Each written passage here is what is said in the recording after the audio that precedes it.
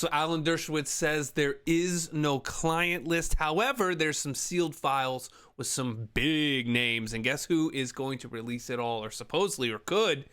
Ghislaine Maxwell. Y'all like the video right here. Make sure you follow for more updates and check this one out. The Trump administration's handling of the Jeffrey Epstein case continues to dominate headlines. The Justice Department has petitioned a federal judge to release grand jury transcripts in the case. I sat down with Harvard Law professor Emeritus Alan Dershowitz, who once represented Epstein, to get his take on what evidence there actually is and how much of it he thinks we'll ever get to see. Professor, good to have you with us because you've got a bit of an insider look at some of this. Let's separate fact from fiction. You say there was never a client list per se, but there are other names. There's other information. Are they in the grand jury transcripts? And do you think a judge releases that? I think the judge should release it, but they're not in the grand jury transcripts. They're sealed records by 2 or 3 federal judges. In the New York courts. I've seen some of these materials. For example, there is an FBI report of interviews with alleged victims in which at least one of the victims names very important people, and the names have been redacted.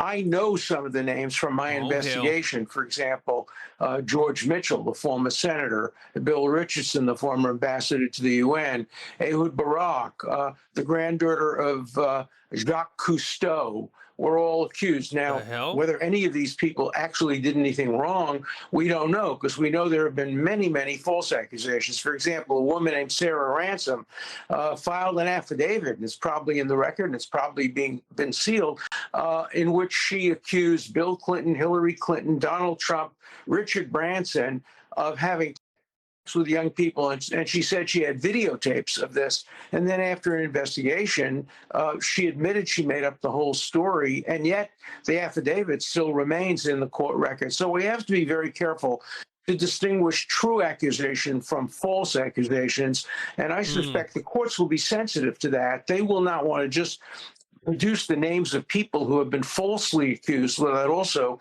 producing information about the people who have falsely accused them. So this is a complex matter.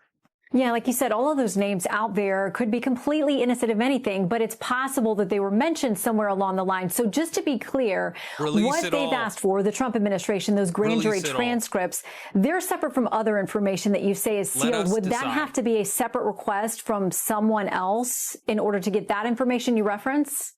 Yes, definitely. And the information that hasn't been requested is going to be far more informative and far more relevant than the grand jury information. Grand jury information is narrowly tailored by prosecutors only to provide sufficient evidence to result in an indictment. They don't want to put a lot of material in the grand jury because that would then introduced to the defendant. So what's much, much more important is discovery information, depositions, and other kinds of things that came out of the Ghislaine Maxwell case, that came out of other cases that were pending in front of federal judges. And for example, the case involving Prince Andrew, all of that should be revealed as well. And as long as there's nothing redacted about the accuser's lack of credibility, then the public has the right to make its own decision. Just because somebody's name is mentioned doesn't really mean very much. Yeah, absolutely. That's always a good caution. You mentioned Ghislaine Maxwell. She's still got an appeal I'm tracking at the Supreme Court. But in the meantime, you suggest she should be potentially offered congressional immunity to go and testify. Do you think that would happen? And what kind of information would she have that we haven't seen? She knows everything.